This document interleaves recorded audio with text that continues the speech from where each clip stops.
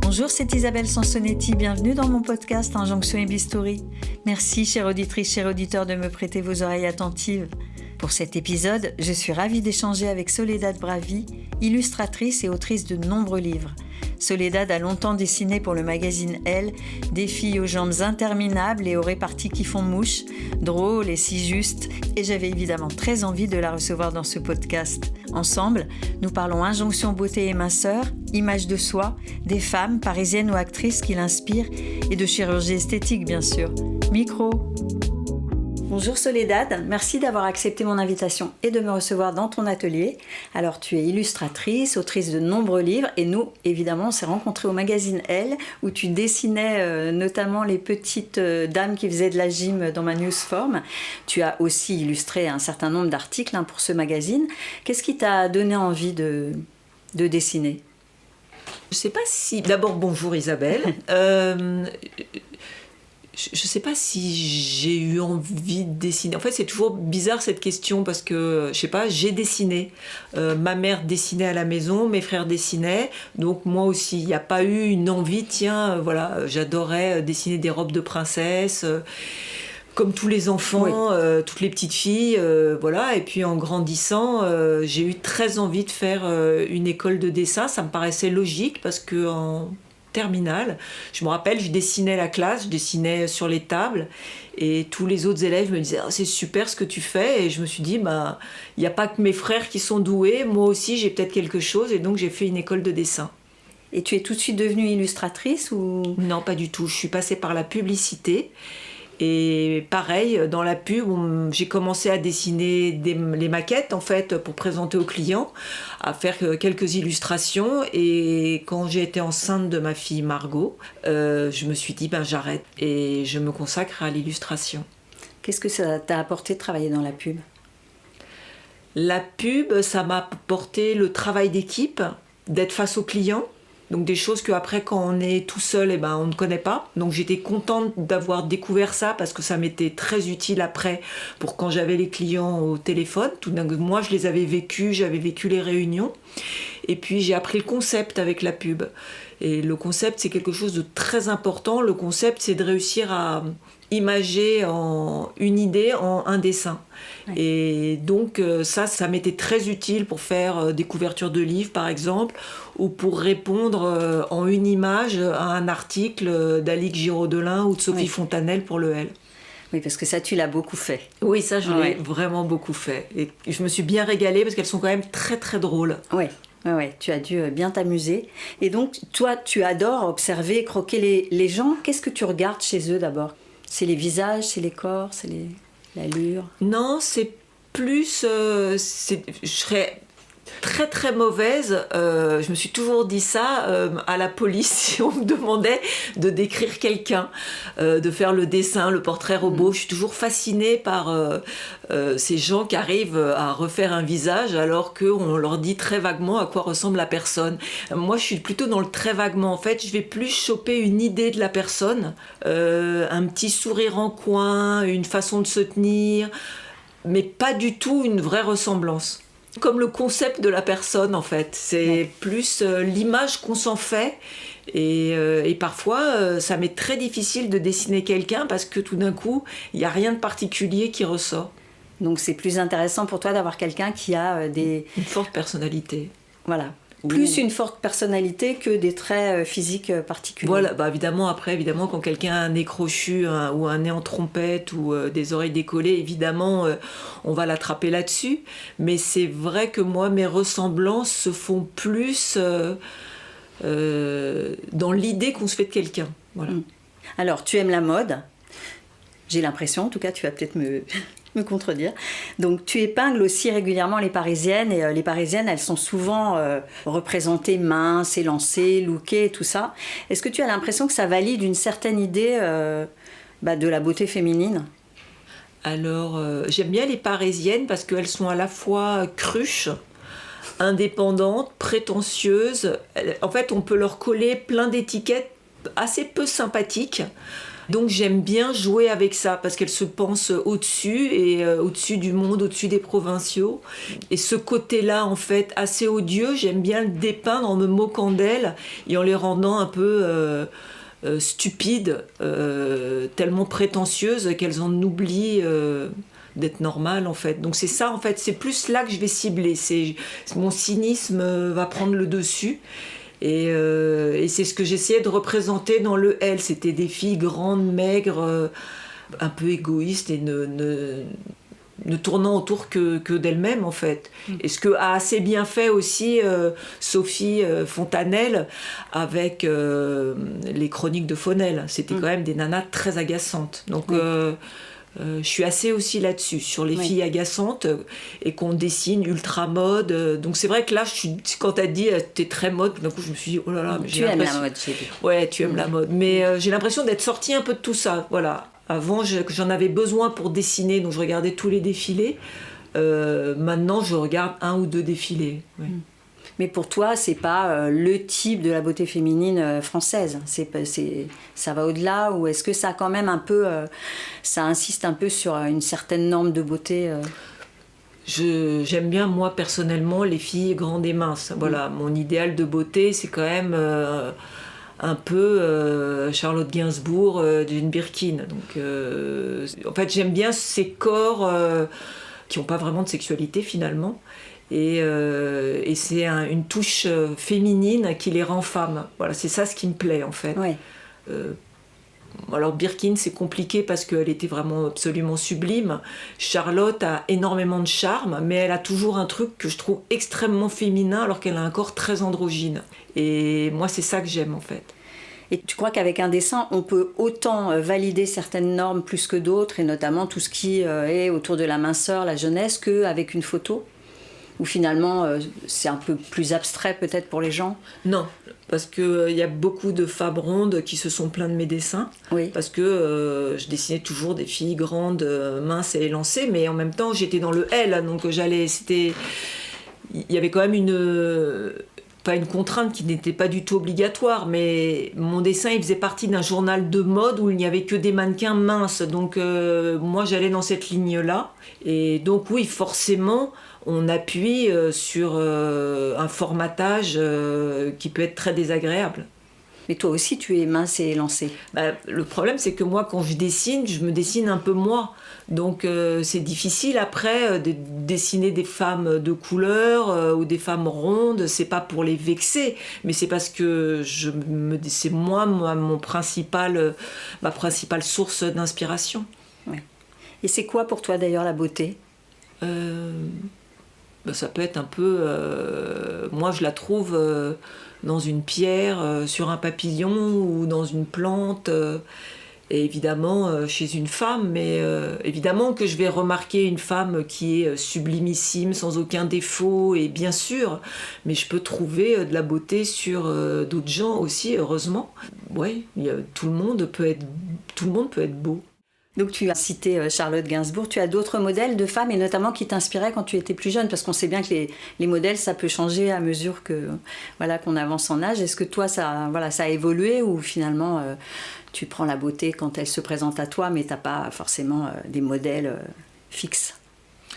Non, j'ai pas vraiment de modèle fixe et tout d'un coup, oui, je vais voir quelqu'un...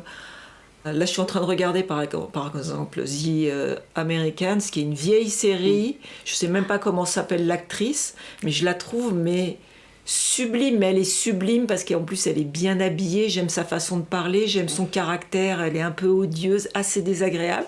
Elle s'occupe assez mal de ses enfants. Donc, c'est plus sa personnalité. Alors évidemment, en plus, elle est très jolie, mais c'est plus sa personnalité que j'aime, sa façon d'être.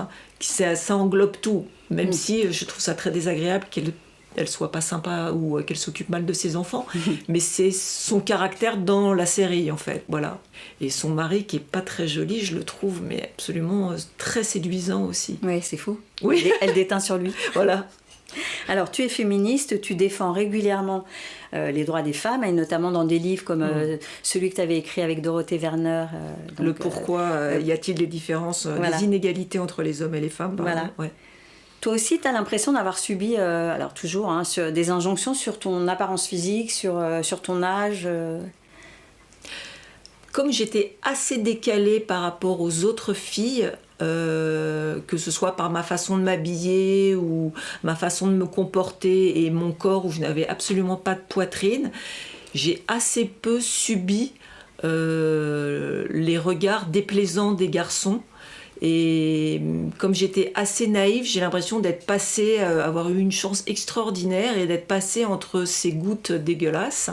Je l'ai plus ressenti quand j'ai commencé à travailler, où là, je remarquais des comportements de garçons absolument ignobles vis-à-vis des filles, évidemment, qui ont des gros seins, tant mieux pour elles, quelle chance elles ont. Voilà, voilà, où tout d'un coup, il y avait des choses sexuées que je ne remarquais pas forcément quand j'étais plus jeune à l'école. Oui, mais tu aurais pu avoir envie aussi d'avoir plus de poitrine et ressentir cette injonction de faire plus féminine, parce que quand on est ado, souvent on veut faire plus vieux que son âge. C'est le seul moment de sa vie, je pense, où ça nous arrive. Mais j'avais pas encore cette notion du tout du sexuel. Ça m'est arrivé très très tard. Et donc j'ai pas eu ce besoin. C'est plus quand j'avais 35 ans ou 25 ans ou 35 ans que j'aurais aimé avoir de la poitrine. Alors que... aujourd'hui, je bénis les dieux de ne pas en avoir eu. Voilà. Mais c'est parce que voilà, je connais des filles qui ont des gros seins, qui en souffrent. Et moi, c'est vrai que ça n'a jamais été une souffrance ni une vraie demande. Tu t'es jamais sentie obligée de faire ci ou ça, de t'habiller comme ci ou comme ça, parce que tu es une femme et que dans certaines circonstances, on attend d'une femme qu'elle soit comme ci ou comme ça. Non, je les ai pas eues là. Je les ai plus eues... dans des côtés où il fallait bien s'habiller pour représenter la bourgeoisie ou des trucs comme ça, grotesques. Hein. Oui. Mais je les ai pas eus sur ce côté féminin. Donc c'est vrai qu'on m'a souvent reproché d'être en pantalon, d'être habillée comme un garçon, mais ça glissait parce que je ne voyais pas une autre façon en fait d'être. Bah, c'est fou qu'on te reproche le pantalon. Moi, je pense que ma grand-mère, elle mettait des pantalons, on lui en faisait la remarque, ouais. Mais bon, à notre époque, quand même, reprocher de mettre des pantalons, c'est fascinant. Bah, à notre époque, ouais, mais c'était pas tout à fait notre époque quand on était dans les années 75, ouais, 80. Ouais.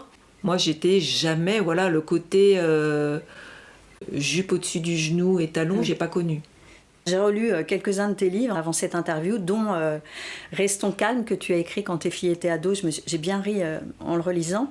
Et alors, dans le livre, évidemment, comme tu te dessines un peu toi, on se dit, ah bah en fait, elle l'a vécu, donc tu évoques la cellulite, ta crainte enfin, en tout cas, ton personnage a peur d'avoir un cul mou, elle souffre de faire des régimes et elle se met au sport et notamment au jogging. Donc, toi, tu t'es sentie par moments trahie par ton corps, comme le personnage de Restons calmes. Je me sens trahie par mon corps tout le temps. Je trouve que c'est vrai que c'est très dur d'être un humain. Parce qu'on a un corps tout tendu à un moment donné et il y a un moment où ça change. Ouais. Voilà. Donc évidemment, par tout ce qu'on entend sur les filles, à longueur de temps, où il faut avoir la peau... Alors maintenant, les garçons... ça commence à venir pour les garçons, très fort, mais avant, ce n'était vraiment que pour les filles. Donc, on n'avait pas la peau assez tendue, on avait des rides, on avait le cul mou, on avait des vergetures. Donc, voilà, tout ça, je l'ai vécu. Et donc, oui, c'est difficile, alors qu'on avait la peau toute tendue, tout à coup, qu'elle ait des petits trous, et que ça ne parte jamais. D'avoir des rides, je trouve ça tous les jours quand je suis face à la glace, d'avoir la peau qui se détend et de dire quand est-ce que je vais chez les chirurgiens, mais bon après ça calme parce que par exemple pour refaire un bas de visage et le coût ça coûte 15 000 €, donc il faut les avoir. Donc pour l'instant, puisqu'on est dans Injonction d'Historie, tu n'as rien fait, tu n'as jamais fait d'injection? Rien, même pas du botox, jamais. Non. Rien. Tu as eu envie ou... Du botox, bizarrement, jamais. Je trouve ça très étrange quand j'ai des copines qui n'ont plus de rides au front et qui me parlent et elles ont plus d'expression. Je trouve ça, voilà, ça me gêne. Donc tout ce qui est botox me donne pas du tout envie. J'ai fait de l'acupuncture pour retendre les muscles, mais ça fait mal au bout d'un moment, je trouve pas ça très agréable. Et des massages du visage peut-être? Ouais, j'ai fait, mais j'aime pas tout ça. Je trouve que ça sert à rien parce que ça marche, on sort, on est tout content, et puis le lendemain tout ça est parti. Et donc non, je me suis toujours dit que si je faisais un truc, un jour je ferais le bas du visage. Ouais, un lifting. Le mi-lifting, je sais pas comment ça s'appelle, il a un autre nom. Oui, alors il y a plein de techniques de lifting, mais non, le lifting de l'ovale. Voilà. Cervico-facial, il s'appelle en langage de chirurgien. Toi, tu es quand même déjà allé voir des chirurgiens esthétiques ou finalement tu as étudié la question de loin? Non, bien sûr, je suis allée en voir parce que je trouve que j'ai des cernes et j'avais vraiment envie de me faire un truc aux yeux, donc je sais pas comment ça s'appelle, je m'y connais pas du tout. Et puis quand on imagine les cernes, on se dit tant qu'à y aller, je pourrais peut-être faire le bas du visage et le cou. Donc je suis allée voir un chirurgien très connu. Et donc on rentre dans son bureau qui fait, je sais pas, 150 mètres carrés. Et il vous prend en photo sur tous les angles. Et ensuite il vous montre les photos. Donc ça c'est horrible, un moment atroce, on a envie de pleurer et de partir. J'ai trouvé ça horrible. Et il vous compare avec la cliente d'avance que j'ai trouvée odieux. J'ai trouvé ça très très désagréable. Et très déplacé. Oui, en plus. Et puis voilà, j'ai trouvé ça voilà. Et puis en plus ça coûtait 30 000 €. J'ai trouvé ça absolument. Je me suis dit mais le mec a pété un plomb. Voilà, je trouve ça. Donc voilà, je suis repartie assez triste et horrifiée, et puis en plus avec l'image de ces photos horribles où vous êtes en image arrêtée, c'est horrible parce qu'il vous prend vraiment sous tous les angles, et puis c'est pas le jour où vous êtes la plus mignonne, voilà, donc plus jolie ou la plus je sais pas quoi, c'était très pénible. Et je suis après, on m'a conseillé un autre qui était la moitié prix, 15 000. Et lui, il fait un truc que j'ai trouvé mais extraordinaire, super salaud mais extraordinaire. Il vous allonge sur un lit et il vous fait prendre le visage, et il vous fait prendre un miroir, et il vous dit c'est comme ça que vous voudriez être. Et là c'est horrible parce que bien sûr toute la peau tombe en arrière et on a évidemment un visage jeune et joli. Et lui j'ai trouvé ça, sa méthode assez manipulatrice, mais beaucoup plus agréable parce qu'il n'y avait pas de photos, il y avait un discours très simple où il a dit voilà, moi ce que je peux faire c'est ça, et ça coûte ce prix-là, c'est mieux si vous le faites maintenant parce que plus on attend, plus c'est plus compliqué avec la peau, je sais pas quoi. Et voilà, puis je suis rentrée chez moi et j'ai fait 15 000 € quand même, il faut les avoir. Et puis c'est vrai que on est toujours bêtement en attente quand on va voir ce genre de chirurgien qui vous disent mais non, vous en avez pas besoin. Voilà. Et on est vexé. Et on est super vexé. Donc voilà, après il y a le temps où on met très longtemps à être vexé. Et voilà, et j'ai une copine qui m'a dit mais il suffirait plus que tu te fasses 2-3 facettes sur les dents et déjà tu serais beaucoup plus heureuse. Donc c'est le seul truc que j'ai fait. Je ne sais pas si tu appelles ça de la chirurgie esthétique. Non, mais c'est de l'esthétique. Voilà, c'est de l'esthétique. Donc je suis allée chez un dentiste que je remercie vraiment parce que alors que je souriais pas, maintenant je souris beaucoup plus facilement parce que j'ai des dents qui sont moins moches. Voilà. Et j'ai un sourire plus élégant. Et donc pour le moment, ta quête... Ma quête de la chirurgie, voilà, je me dis que si un jour j'hérite d'une grosse somme et que peut-être que je le ferai. Voilà. Mais pour l'instant, mes rides me dérangent que de temps en temps où voilà, je fais il y a des jours où on est plus fatigué, plus moche, plus ceci, et c'est l'hiver, et voilà, et de toute façon on a envie de se pendre, donc voilà. Bon.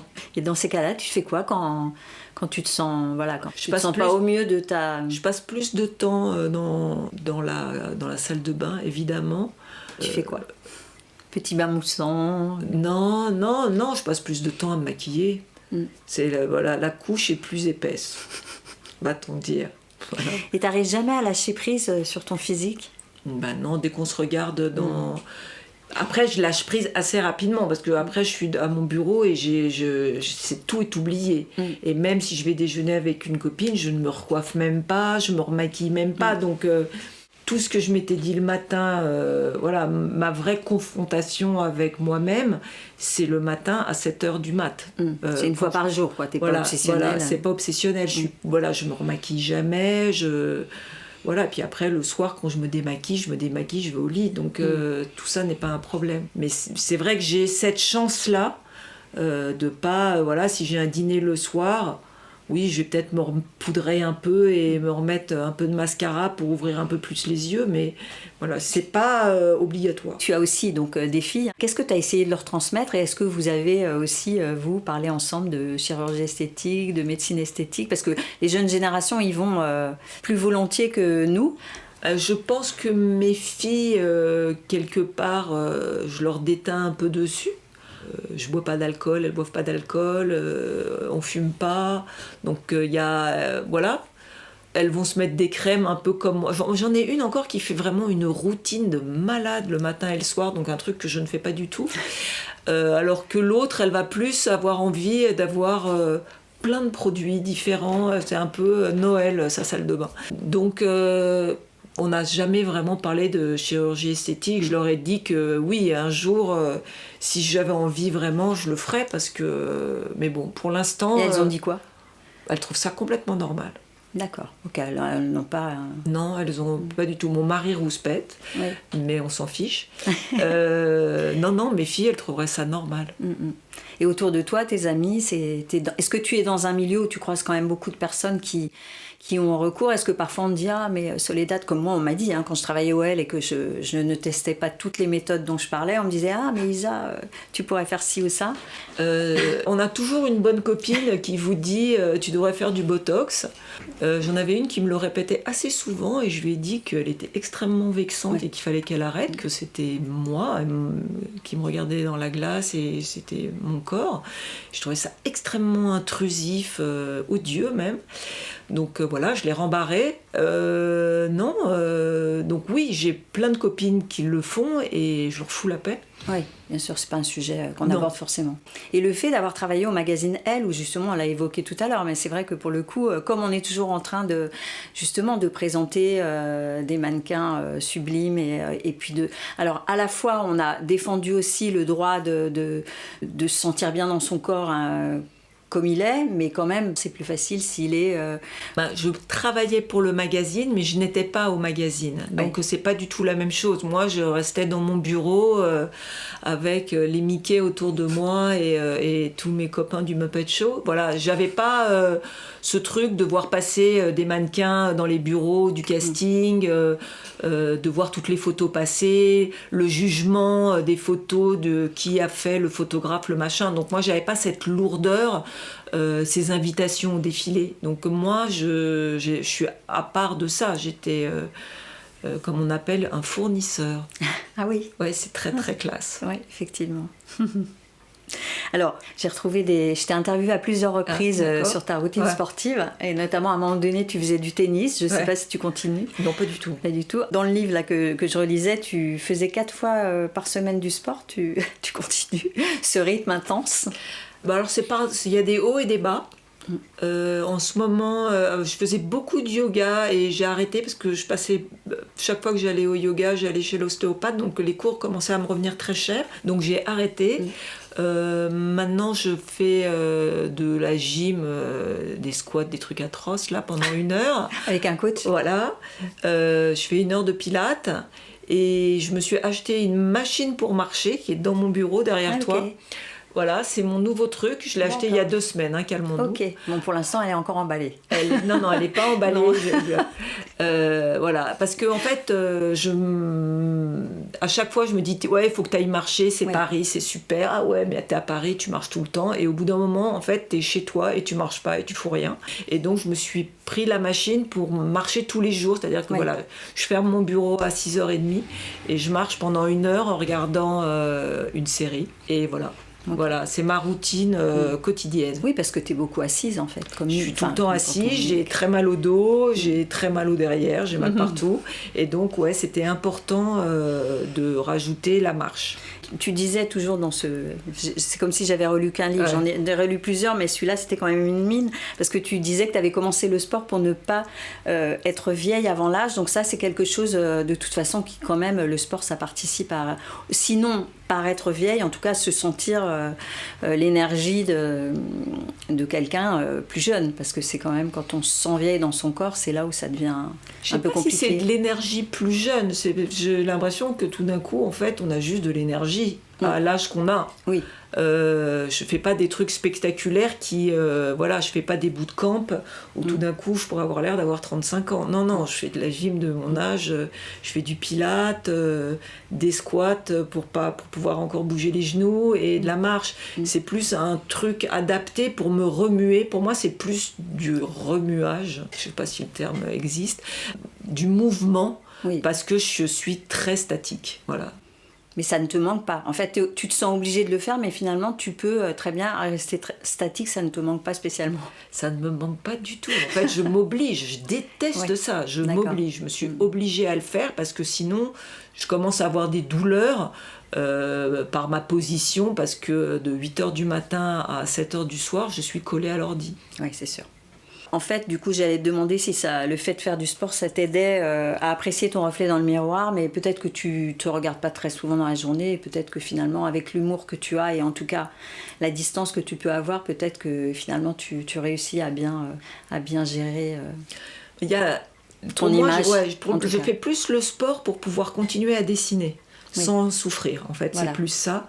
Et donc, c'est là où je me suis dit, non, là, t'es vraiment obligée, parce que je suis arrivée à un moment où je commence à avoir des douleurs, et j'ai senti qu'ils pourraient être irréversibles. Donc, je me suis dit, oh là, arrête. Après, ce truc du reflet dans le miroir, c'est insupportable. J'ai l'impression de passer ma vie à faire des régimes. Je suis la nana du régime. Je fais tout le temps attention à ce que je mange, à me restreindre, à me dire non, si tu manges ça, tu vas grossir, tu vas avoir entre les trucs d'intolérance et puis ces cuisses. Ce bide, voilà. Non, mon rêve, ce serait de faire une liposuction pendant la nuit et sans que je sache rien, et que le matin, je me retrouve très belle.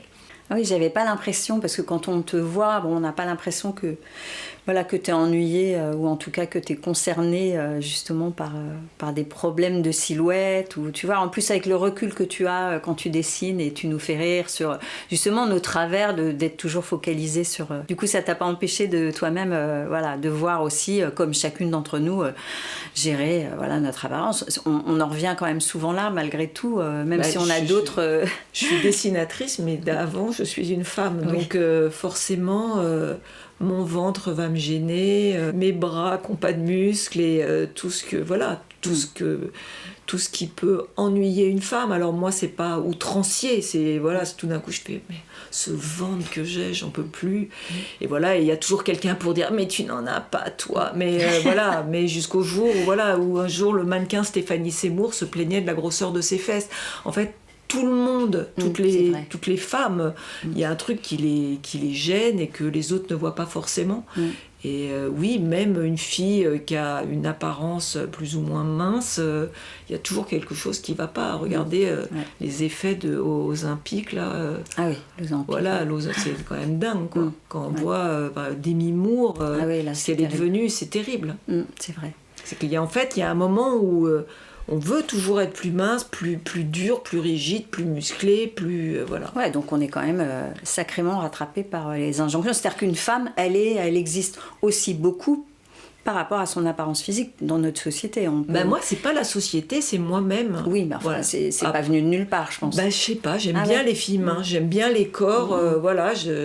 J'ai toujours été plus Catherine Hepburn que Marilyn. Oui, après chacun aussi. Je trouve qu'une femme, quand elle est mince, en fait, dès qu'elle met une veste, elle va être plus élégante, c'est plus facile, en fait, quand on est mince. Oui, de s'habiller et tout ça c'est sûr. Et alors justement, toi, tu te sens libre avec un crayon et peut-être justement préservé de toutes ces normes ambiantes. Ou en tout cas, tu en joues et tu suis seule dans mon bureau, donc j'ai pas cette confrontation quotidienne avec quelqu'un à la machine à café. Donc quand je vais aller déjeuner avec une copine, je suis encore dans une sphère assez protégée, puisque c'est de l'amitié. Donc j'ai pas ce regard que les gens peuvent avoir quand on est en société toute la journée et que on regarde la fille qui est beaucoup plus belle que vous, beaucoup plus ceci, beaucoup celle qui va faire du sport. Ce truc d'avoir quelqu'un dans le bureau qui, elle, est la fille super plus. La comparaison ou le regard des autres, moi j'ai pas ça. Donc voilà, quand je dis vraiment t'as des pas jolies cuisses, hop, après je l'ai oublié dans 5 minutes. Oui, mais je parlais aussi de liberté aussi pour toi dessiner ce que tu veux, peut-être en te moquant des courants qui passent, des tendances. Parce que par exemple, je ne l'ai pas encore évoqué, mais il y a eu un moment le body positive qui bousculait un petit peu certaines normes et qui pouvait laisser penser qu'on allait que la beauté serait plus multiple, qu'il y aurait justement peut-être moins d'injonctions minceur et tout ça. Mais finalement, tu t'es pas obligée à ce moment-là à dessiner des filles qui avaient du poil aux pattes ou qui étaient rondes parce que c'était la mode de s'accepter comme on était. Donc tu as une liberté, tu dessines ce qui te plaît, ce que tu trouves important de dessiner aussi. En fait, le dessin me permet de m'idéaliser. Tout d'un coup, j'ai 45 ans de moins, j'ai un nez pointu, j'ai des petits seins bien fermes. C'est ça aussi, c'est que je peux dessiner ce que je veux. Je peux être habillée en Chanel ou en Gucci, c'est la fête, quoi. Alors qu'à la maison, je suis avec un vieux pantalon en velours côtelé et un vieux pull. Donc il y a ça aussi, c'est que le dessin, c'est une baguette magique. Ouais, tu peux t'habiller comme tu veux. Voilà, être qui je veux. Voilà, si j'ai envie de me faire la tête de je sais pas qui, je peux. Voilà. Ouais. Et qu'est-ce qui t'inspire aussi pour...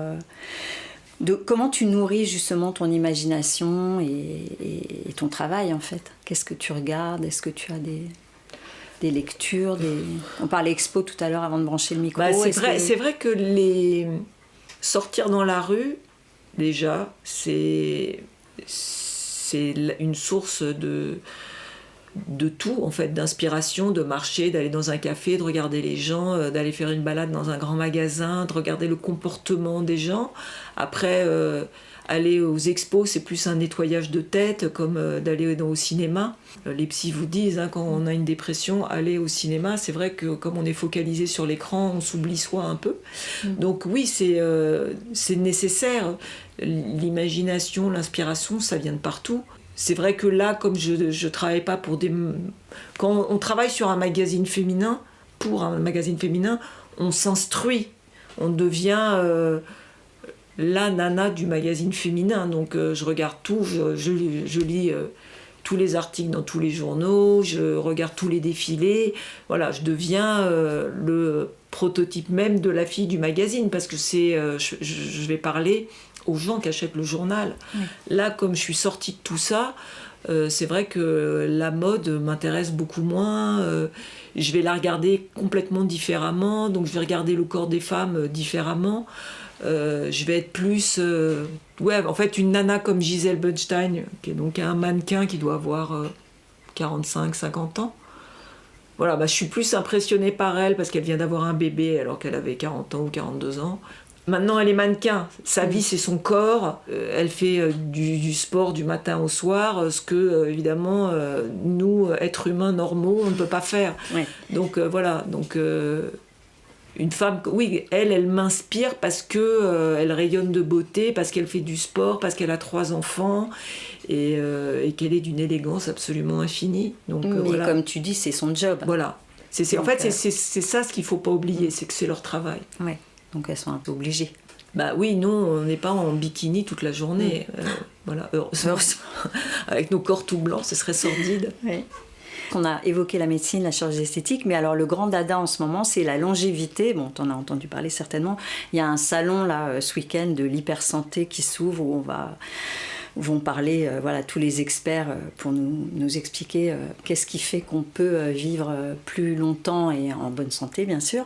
Toi, tu te sens concernée par ce courant d'essayer de prendre plein de compléments alimentaires pour mettre toutes les chances de ton côté d'être en super forme Alors, avec les années qui passent. Je ne suis pas du tout pour la longévité, je n'arrive même pas à le dire.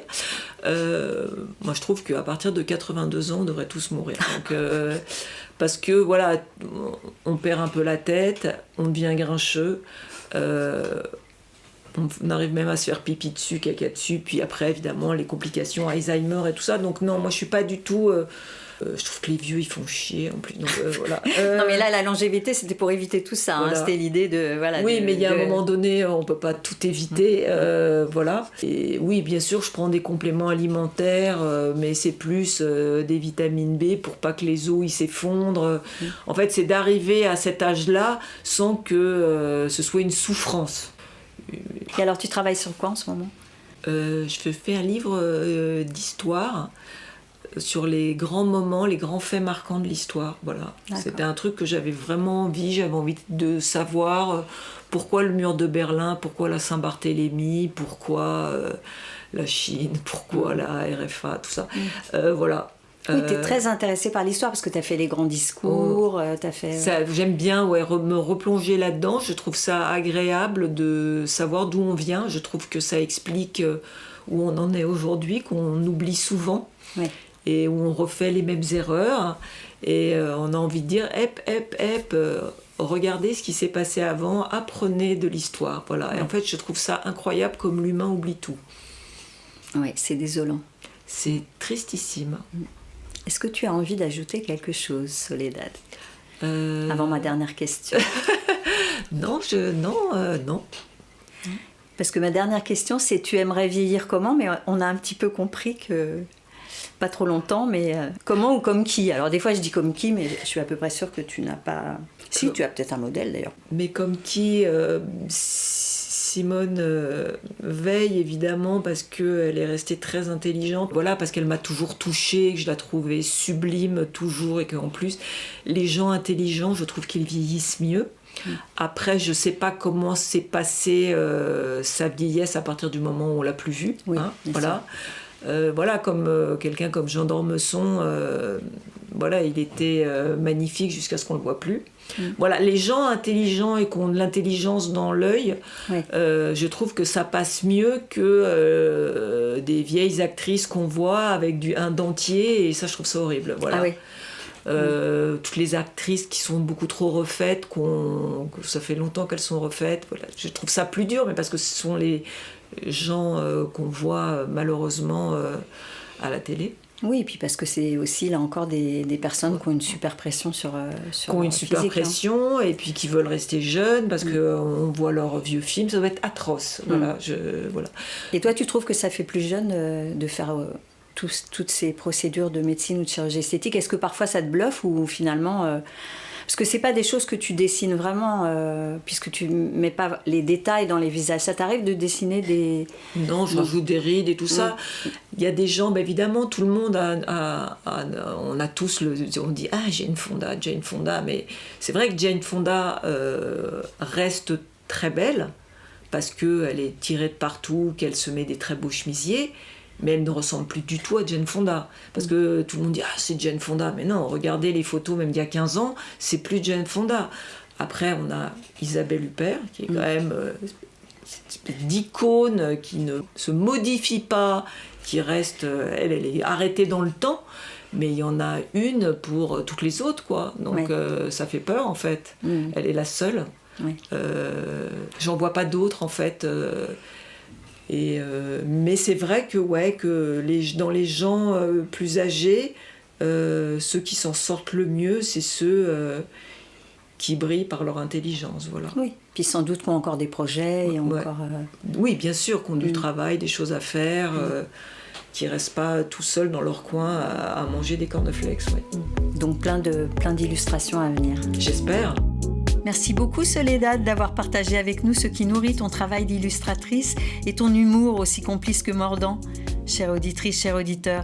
J'espère que vous avez apprécié cet épisode et que vous le partagerez autour de vous. J'attends votre commentaire ou toute autre remarque sur mon compte Instagram Injonction et Bistouri. N'oubliez pas bien sûr de vous abonner, de mettre 5 étoiles sur votre plateforme préférée. C'est précieux pour augmenter la visibilité et les écoutes de ce podcast indépendant. Allez, je vous laisse. Prenez soin de vous. Et à vos écouteurs dans quelques semaines pour un nouvel épisode sans retouche.